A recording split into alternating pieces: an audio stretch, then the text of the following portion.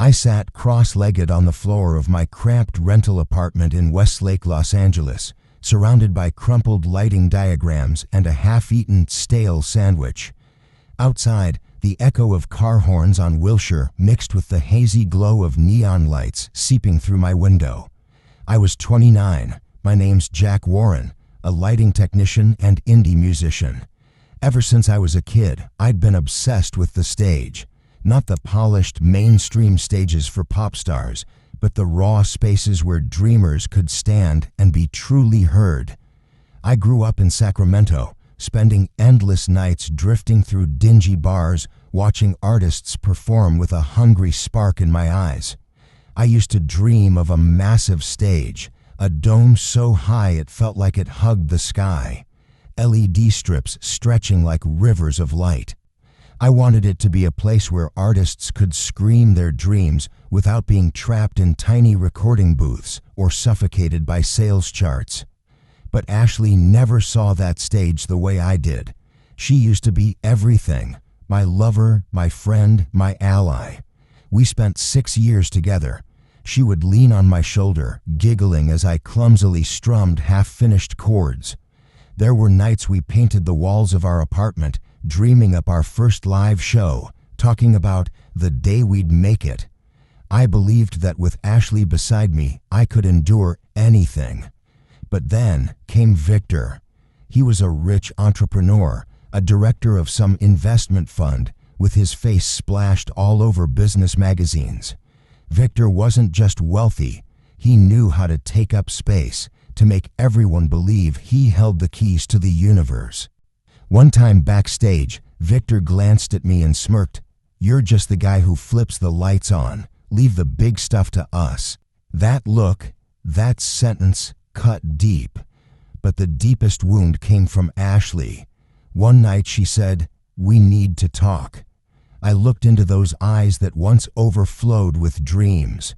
Now they were hollow, afraid. "Jack, I can't keep waiting for a stage that might never exist," she said, her voice trembling. "I need a safe life. I don't want to become my mother, a woman who spent her whole life cooking, cleaning, never daring to dream." Those words sliced right into my chest. I could see the weakness in her eyes. Maybe she even hated herself for choosing Victor. But then she turned away, wiped her tears, and walked out the door. I didn't chase her. I sat there, listening to the door click shut. Every breath felt heavy as smoke. I looked up at the stage sketches taped to the wall. The lines started to blur, just like my faith.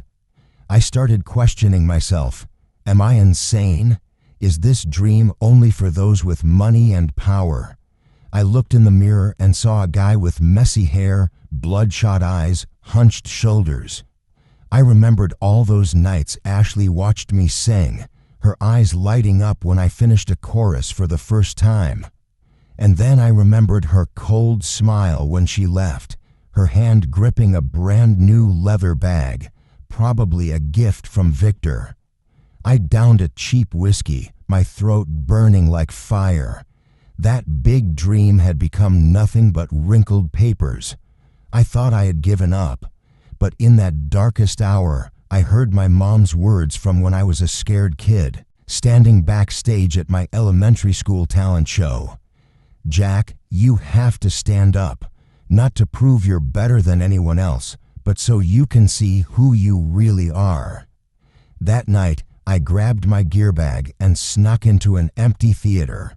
The dim lights reflected off dusty rows of seats. I flicked each strip of lights on, hearing the dry click echo through the silence. I closed my eyes and imagined a roaring crowd, the shaky heartbeat of an artist standing behind the curtain. I imagined my stage, not just a blueprint anymore, but something alive. I realized then my goal wasn't revenge. It wasn't about making Ashley regret her choice. It was about proving my dream wasn't a joke, so that anyone who's ever been laughed at for being unrealistic could rise up and scream, "I'm still here, and I'm strong enough to make the craziest thing real." I stepped off that stage, cold sweat running down my spine. In that moment, the pain was still there, but something inside me had shifted. I knew from that point on, nothing would ever be the same. I thought that after Ashley left, I'd never have to face her again. But Los Angeles isn't as big as people think. The ones who shared your dreams, who betrayed you, somehow you always run into them again, and always at the worst, most gut-wrenching moments. One night, I landed a gig handling the lighting for a huge music event at the Forum, one of the most iconic arenas in the city, a place that packed in thousands of screaming fans every week. For me, every moment backstage there felt like getting one step closer to my ultimate dream, my own stage, one that was truly mine. I arrived early, checking every single wire, every bulb. Amid the booming sound checks and the echo of drum beats in the empty arena, I could feel my blood pulsing with excitement. I kept telling myself, just one more step, Jack. Don't stop. While I was rigging the main lights, a burst of laughter exploded from the VIP section. I looked up, and my heart stopped. Ashley. She was wearing a black evening gown, cut perfectly, draped with a thin fur shawl. Her long, wavy hair fell gracefully over her shoulders, lips bright red like fire. Standing next to her was Victor, in a sleek gray suit, his hand resting lightly around her waist. They walked slowly down the front rows before the show began, stopping to pose for photos, signing banners.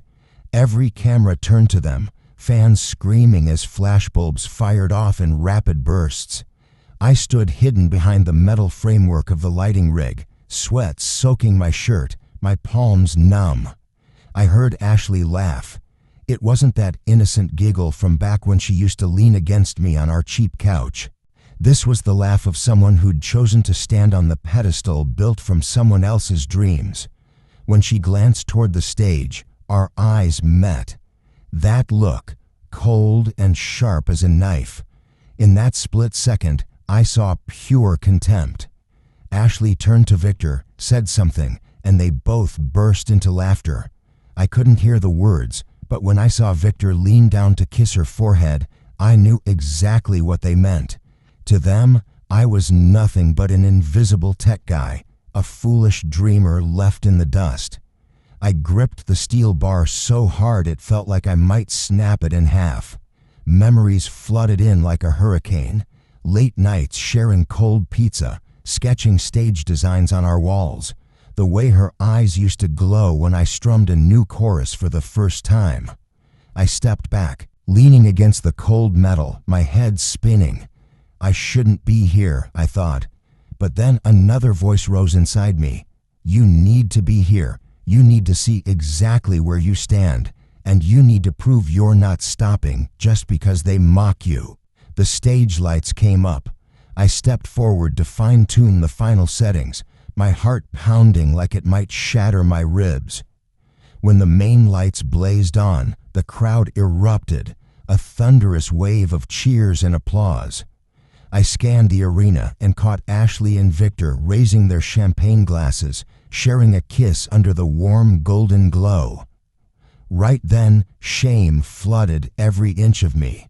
Not because they were happy, but because they dared to flaunt it right here, in the very space I was pouring my soul into. I wanted to run out there, scream at her, yank her away from Victor, ask her why. But my feet felt welded to the floor. I lowered my head, took a deep breath. No, I told myself, this isn't your stage. This is just another stepping stone. When the show ended, I packed up in silence.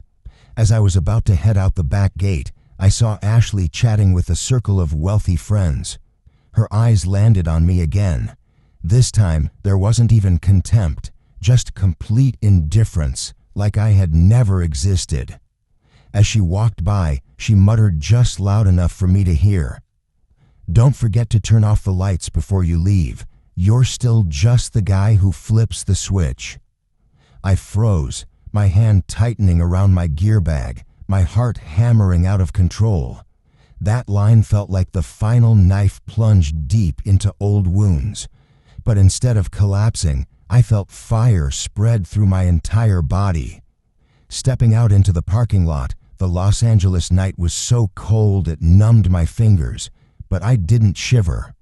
I looked up at the sky, skyscrapers glittering all around me, and whispered, "One day, I'll light up my own stage, and I'll never turn it off." From that moment on, I knew I didn't just want to build a stage to prove my dream. I wanted to build an empire, a space where dreamers like me would never be dismissed again. And when my name finally shone across that giant LED screen, I'd smile. Not for Ashley, not for Victor, but for me. I thought I was ready for anything after that night at the Forum. I believed that pain had turned into an unbreakable shield. But life never plays out the way you script it, especially in a city where winners get paraded on billboards and losers get buried without a second thought. After that event, I kept picking up small tech gigs. I poured every other waking moment into writing music, sketching out designs for my dream stage, and blasting out emails to anyone who might invest. I knew I couldn't just keep holding wires forever. I had to rise, no matter what it took. One night, while prepping lights for a trial show downtown, the production lead suddenly called me into his office. The air was thick with cigarette smoke and stale coffee. He slammed a stack of papers on the desk, his face flushed red. "This is the worst technical failure I've ever seen. You just trashed a $500,000 trial run." I went numb. The reports pointed out electrical errors, and my name was right at the bottom. I knew I had checked everything, every connection, every bulb, but the ink on those papers screamed otherwise. "Get out, don't ever come back, and good luck finding another gig, Jack," he roared, tossing my employee badge onto the floor. I walked out, feeling like the ground had vanished beneath me. The LA night was damp and cold, wind cutting through my thin jacket, but my chest burned. I called a few old friends, hoping to hear even a few comforting words, but all I got was the same automated voice. "Sorry, this number can't take your call right now." Friends, colleagues, all gone. In that moment, I didn't just lose my job. I lost the last fragile thread of a support network. I wandered through the downtown streets, finally ducking into a small dive bar on the corner. 1 whiskey, 2, 3, I lost count. Drunk and half out of my mind, I pulled out my phone and mindlessly scrolled through social media. And there it was, slicing me open all over again. A video Ashley had posted. She was standing next to Victor at an arts fundraising gala, smiling bright, glass raised, telling the crowd, "We need to invest in projects that actually matter, not some pointless pipe dreams that go nowhere." Below it, comments flooded in, praising her for being smart, gorgeous, someone who knows how to pick the right man. I stared at the screen, my hand trembling so hard I almost dropped the phone. Right then, a text came in from an unknown number. I opened it and froze. It was a clip of Ashley and Victor clinking glasses with the message, "Believe it now. Artists' dreams are just a joke." Rage tightened around my throat. I staggered outside and threw up all over the sidewalk. My whole body shook, eyes stinging. I thought I might collapse right there on the curb. But as my palm pressed against the freezing concrete, I heard my mom's voice echo in my head. "Sometimes you have to hit rock bottom to really know what you want." I got up and dragged myself back to my dingy apartment. The room was pitch black, random stage sketches peeling off the walls. I sat down and stared at each design: the dome, the LED rivers, the glass runway. For the first time, it didn't look dreamy. It looked feral, almost hungry, daring me. "Do you still have the guts?" I didn't answer right away. I sat there until dawn broke, pale light creeping across a table cluttered with empty bottles. Slowly, I stood up, tore all the old sketches off the walls, and threw them into a corner. Then I grabbed a blank sheet and started over. Not a grand stage to feed my ego anymore, but a stage for artists like me, those who had been drowned out, belittled, cast aside. I drew every detail like I was carving it into my own skin. That day, I started packing.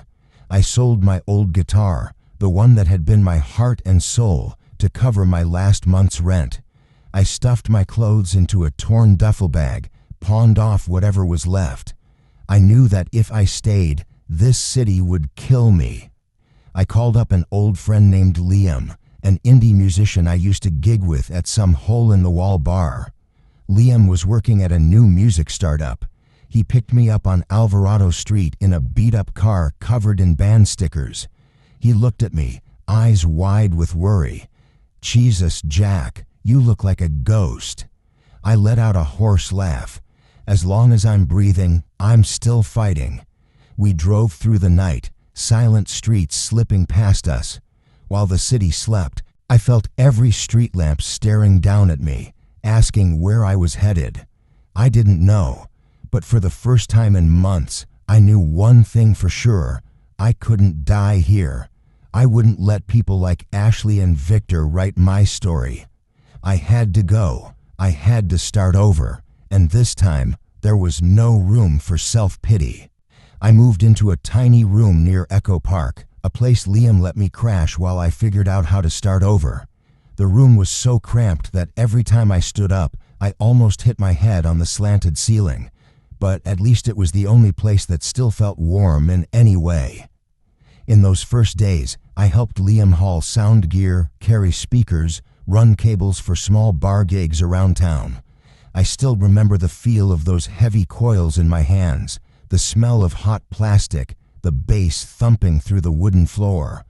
At night, Liam and I would sit out on the porch, splitting cheap burritos, staring up at flickering neon signs, talking about all kinds of pointless things, and then laughing so hard we almost choked, even though we had nothing left to lose. Liam was the type of artist who didn't give a damn. His whole philosophy was, just play, let life sort it out later. But unlike me, he never dreamed of having his own stage. He just wanted to live for each gig, each roar of the crowd, each blurry night. The more I watched him, the more my hunger for my own stage burned hotter. One night, after a test set at an underground bar off Sunset, a small-time investor named Mark overheard a riff I was playing to check the speakers. He asked me, "Did you write that? It's weird but real." I nodded. It was a song I'd once written for Ashley, now just an unfinished instrumental. Mark didn't say anything else, just handed me his business card. "When you're ready to turn your dream into something bigger, call me." I held that card all night, staring at each letter, wondering, do I really still have a chance? But every time I touched a guitar string, the answer came back clear. The only chance was the one I built myself. After that, I went all in on learning. I read every book on business, event production, went to talks by big producers in LA. I introduced myself to every promoter, every sound engineer, every bar owner I could find.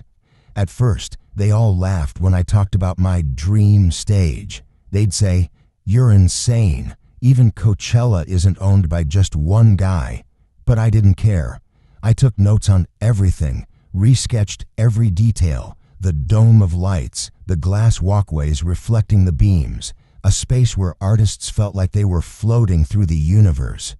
Some nights, I stayed up till dawn, eyes raw, wrists numb, but I kept going. Liam would sometimes shake his head at me. "You really think you can rewrite the whole game? Aren't you scared they'll eat you alive?" I looked him straight in the eye. "I don't need their rules. I'll write my own." After months of prep, I finally called Mark. The first time I walked into his office, I wore an old dress shirt, arms wrapped around a pile of sketches. I explained every detail: the dome that felt like an ocean of light, the glass runway that shimmered under the beams, a space so immersive it felt like drifting through space itself. Mark sat silent for a long while, then smiled. "I don't get all of it, but I see the fire in your eyes. I'll bet on that, but only once." With the seed money he gave me, I didn't buy a car or move into a fancy new place. I rented an old warehouse on the edge of the city, turning it into a light and sound lab. Liam and I slept right there on the floor, knees pressed against cold steel pipes. Little by little, my ideas turned into physical forms. The frame of the dome rose, the lights flickered on. The first bass notes shook the dark space. Every time the lights came up, I could almost hear an imaginary crowd screaming in my head. But this path wasn't some red carpet. There were nights we had no money for food, surviving on leftover tacos from the stand down the street. Nights I woke up in a panic, drenched in sweat, convinced everything would collapse. I'd think, if I fail, they'll all laugh at me. Victor and Ashley will gloat. But every time the fear hit, I closed my eyes and remembered that look Ashley gave me at the forum. That line, "You're just the guy who flips the lights." Every time I clenched my fists and swore to myself, no turning back, no more fear. No one gets to define me ever again. Day by day, piece by piece, I added more steel, more glass, more lights. I started pitching small investors, inviting them to see the prototypes. Some walked away, but some saw the passion, or maybe the madness, burning in my eyes. A year passed. That old warehouse now looked halfway to a real stage. LED beams glowed across the curves of the dome, reflections shimmering like water. Every night after everyone left, I stood alone in the center, closed my eyes, and let the music flood me. I was no longer just the guy holding cables. I had become someone who dared to dream, and more importantly, someone who dared to make it real. Rumors about my stage project started spreading across the indie scene in Los Angeles. At first, people mocked it, calling it that rusty dream in an old warehouse. But the more people came to visit, the more whispers started about a music stadium that might change the game. One autumn morning, while I was fine-tuning a lighting controller, Liam burst in, waving his iPad, face pale as a ghost. "Jack, look at this." On the screen was a long article with a bold headline: "Failed lighting tech scamming investors." The piece accused me of embezzling funds, running a fake project to steal money. It included anonymous testimonies claiming I had no formal credentials, that I'd been fired for recklessness and was drowning in debt. I froze.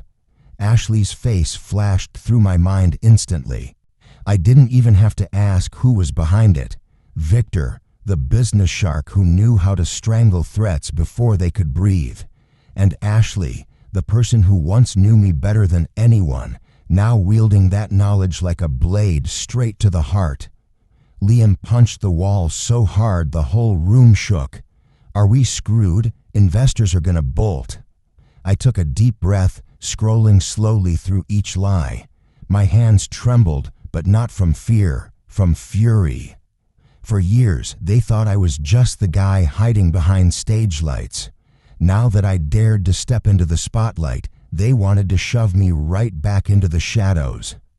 That very afternoon, I called an emergency meeting with all the investors. I laid out every record, every contract, every receipt. Every number, every signature was crystal clear. I projected detailed plans, walked them through every stage Liam and I had built, every failed prototype, every burn mark on my hands. At the end, one investor stood up, patted my shoulder. "I see it now. I don't believe that article. I believe you. But the rest, that's up to you to prove to the world." I nodded, my eyes burning. When they left, I slid down to the floor, leaning against the steel frame of the stage, exhaustion crashing over me like a wave. Liam sat down beside me, handing me a cold beer. "You're insane, Jack, but I've never seen anyone crazy like this before." I let out a rough laugh, popped the can open. "In this city, if you're not insane, you're already dead." But the rumors didn't stop. Ashley and Victor hired more reporters to dig into my past, spliced clips to make it look like I'd scammed ex-girlfriends for money. They even bribed some sound contractors to cancel their deals with us. A week passed, then another. Endless threatening emails, phone calls pushing investors to pull out. Liam and I spent sleepless nights drafting explanations, knocking on every partner's door, begging them not to leave. One night, with just the two of us alone in the warehouse, Liam finally asked, "Did you ever think about quitting?" I looked up at the half-finished LED rig, remembering when I first sketched it on a napkin. Then I turned to him, my voice cracked and raw. "I can't turn back. If I quit now, I don't just lose this stage, I'd lose myself." The storm began to calm when a major investor, Howard, the owner of a chain of indie theaters up and down the West Coast, flew out to see us in person. After touring the warehouse and hearing my pitch, he said just one sentence. "You know, every great artist was once called a crazy dreamer. The only difference is they didn't stop." He shook my hand and pledged funding for the final phase. That day, for the first time in months, I cried, not from pain, but because I knew the lights were finally about to come on. Victor and Ashley didn't stop. They bought more press, twisted the narrative, saying I'd sold out to corporate, turning my artist dream into some cheap PR stunt. But this time, I didn't have to explain myself door to door. The investors stood with me. The indie community started rallying, sharing the vision, flooding social media with thousands of comments calling out Starlight Stadium. From a moldy warehouse, we moved to a real construction site. The dome frame slowly rose from the concrete foundation, each LED strip lighting up like a pulse. Some nights when I went to inspect the site, I'd look up at the LA sky and feel like I was finally touching that wave of light, the one that used to exist only in my crumpled sketches. I wasn't afraid of Ashley anymore, or Victor, or even my own reflection. I knew that on opening night they'd be there, and this time I wouldn't bow my head. I'd stand in front of tens of thousands, look them straight in the eye, and smile. The grand opening night of Starlight Stadium finally arrived. Summer in Los Angeles had never felt so electric. It was like the whole city had poured all its light into that single night, as 60,000 people crowded around the stage, ready to welcome a new era of music. I stood in the prep room, feeling the bass tests rumbling through the floor beneath me. Liam, in his worn-out denim jacket, clapped me on the shoulder. "Tonight, you're not the guy who flips the lights anymore, Jack." I gripped his hand, glancing at the wall of monitors outside. My name, Jack Warren, blazed across the giant LED screen running along the stadium dome. Below, the crowd was roaring my name, waving glowing signs, tossing hundreds of hats into the air. In that moment, I felt my heart hammer so hard I thought it might explode. From a stray nobody, tossed out of every stage door, to standing here, inside the universe of light I once sketched on a rain-stained ceiling in a cramped apartment. But not everyone was here to celebrate. I saw Victor walk into the VIP section, clutching a whiskey glass. His face still carried that smug look, but I could see a flicker of tension in his eyes. And then Ashley appeared beside him. She wore an emerald satin dress, backless, her hair softly curled and resting on her shoulders. Her face was still beautiful, but the innocence was long gone. Her eyes scanned the crowd before landing on my name up on the screen. In that instant, I saw her lips tremble ever so slightly. After the opening performance ended, Ashley managed to slip backstage. While I was making final checks on the lights, she appeared at the door. "Jack," she whispered my name, barely audible. I turned, looking straight into those eyes that used to hold my whole sky. For a second, every memory flooded back. Nights playing guitar, cheap sandwich dinners, those stage sketches covering our walls. I thought I might collapse, but I didn't. I stood firm. Ashley stepped closer, her hand trembling as she grabbed mine. I was wrong. I shouldn't have left you.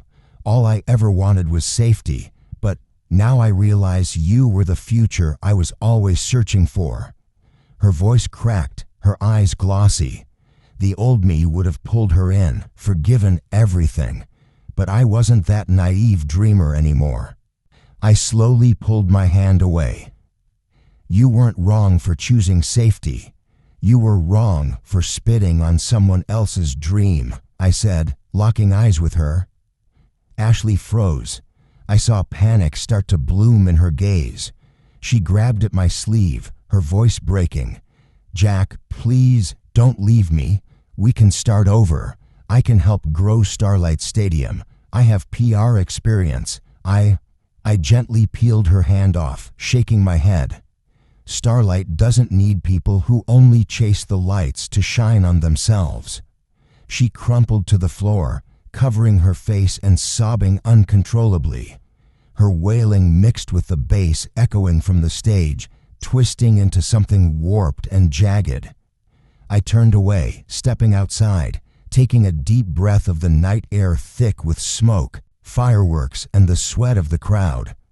When I climbed onto the stage, tens of thousands of phones lit up, creating a shimmering artificial sky.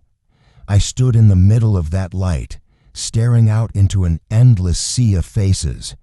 Deep in the audience, I saw Victor frozen, his whiskey glass nearly slipping from his fingers.